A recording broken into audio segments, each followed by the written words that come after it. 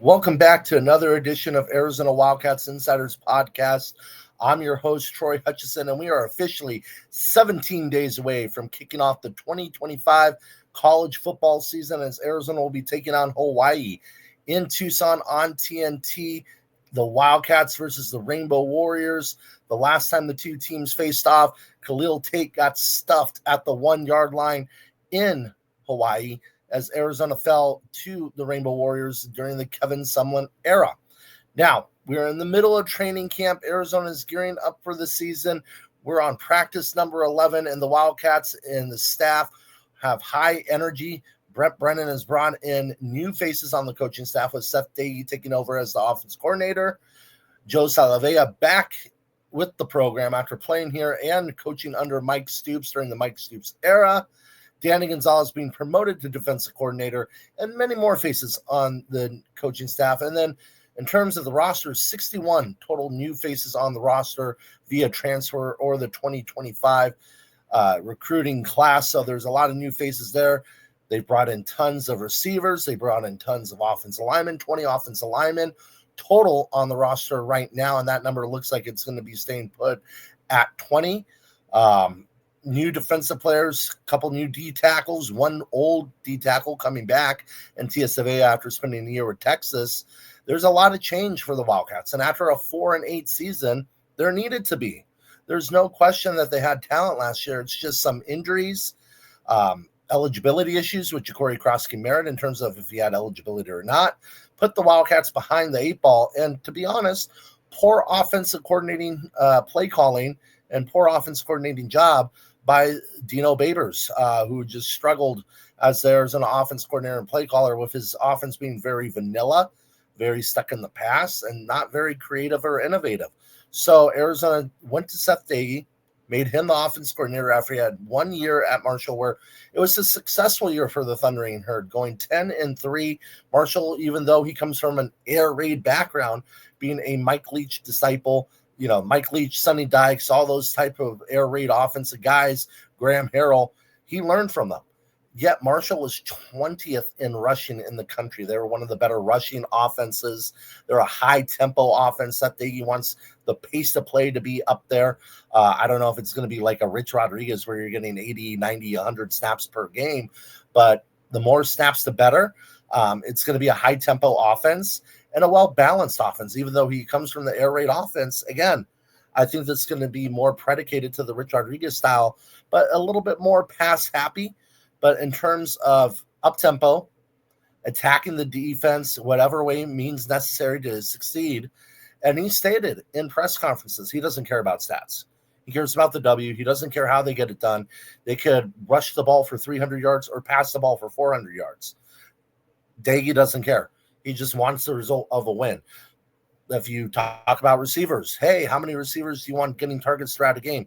Mike Leach, that number usually was around 7 to 9 in terms of players catching the ball in the passing game, rather that be running backs, tight ends, receivers.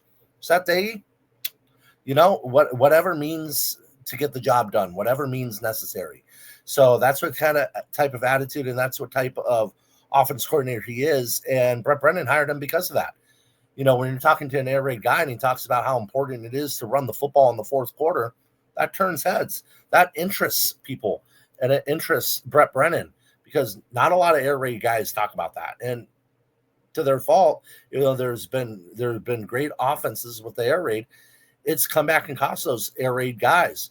Mike Leach didn't run the football as much, and it cost them some games. Sonny Dykes, Arizona fans remember when Sonny Dykes was the offense coordinator at Arizona. All they had to do was run the football with 5 minutes or under left against Oregon in 2009. Ball at midfield. They threw it deep to Juwan Kreiner, got picked off. Game goes into overtime. Arizona loses the Rose Bowl hopes.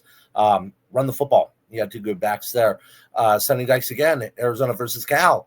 This time he was the Cal head coach, and they were up by a ton in that game. But they kept on passing the ball, incomplete passes. Rich Rodriguez and that high-tempo offense, all of a sudden Arizona completes a Hail Mary pass or a Hill Mary pass to win that game at the buzzer. And that really started a great season for Arizona as they went 10-4 during the 2014 season with a new Solomon at quarterback.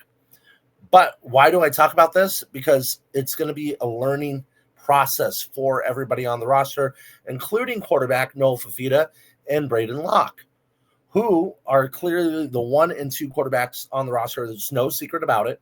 Brett Brennan stated that Noah Fafita will be the starting quarterback, which is no surprise.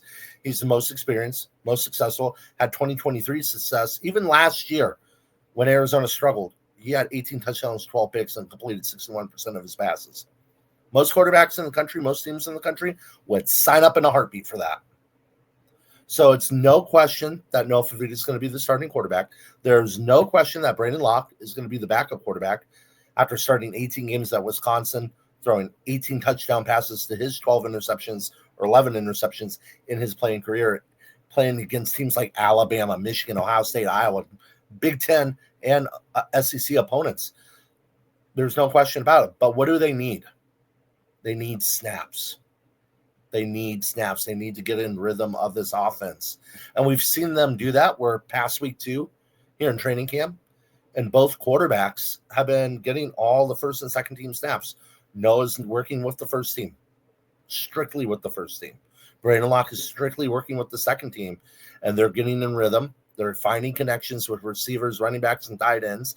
They're building trust with their offensive line, but more importantly, they're learning the Seth Doege system.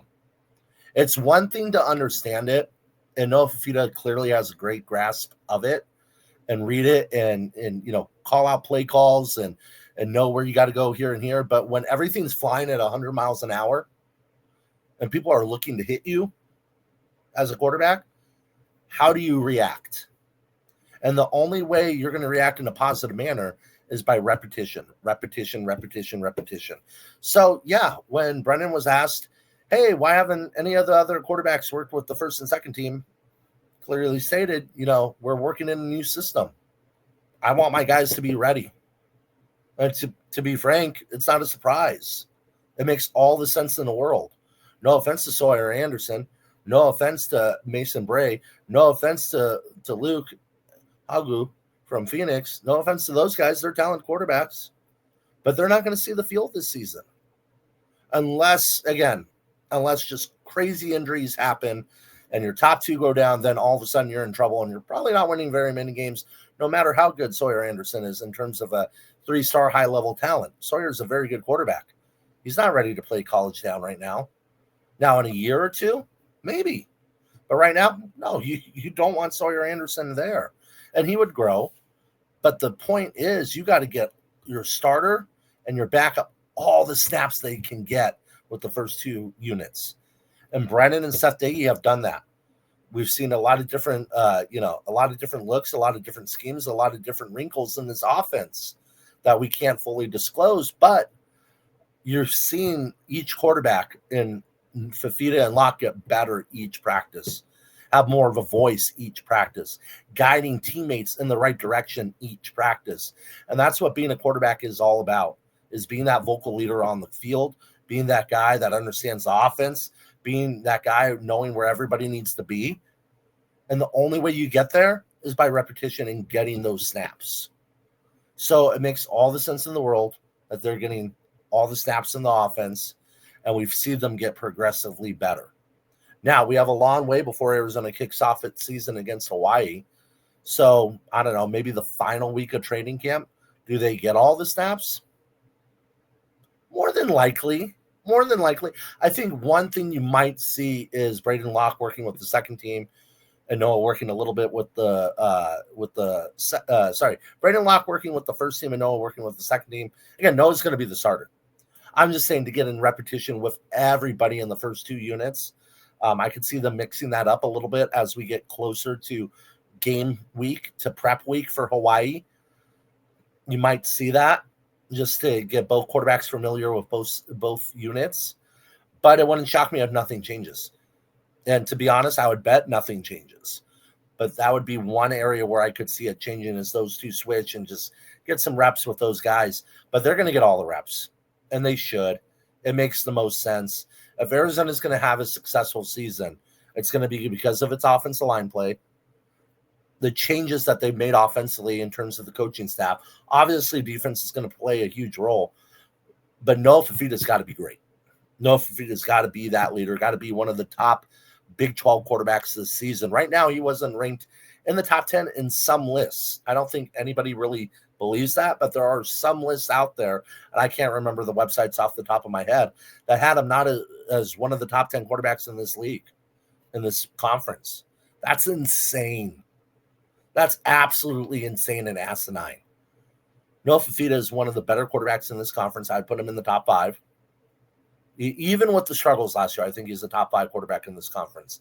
It wouldn't shock me if he had a better season than Sam Levitt. I think he's a more talented quarterback, to be honest.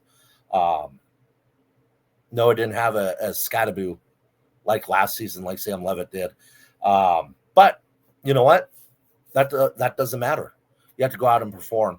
And I think for Noah Fafita to get back to the 2023 version of himself, and maybe even better, you have to get all the snaps you can. So that's what Arizona's been doing. I fully understand it. I fully support it. I fully get it for Brett Brennan and Seth Dagey, why they're giving their top 2 guys all the snaps in practice. We'll have more coverage of training camp as the days move along and as we get closer to the 2025 college football season. Be sure to follow us on our website, Arizona Wildcats on SI, and make sure to follow us on Twitter. Hit that follow button on Twitter at Arizona Wildcats on SI, or follow me, Troy Hutchison, at THutch1995 for more coverage of Arizona. We will have more coverage throughout the days, and we'll see you next time.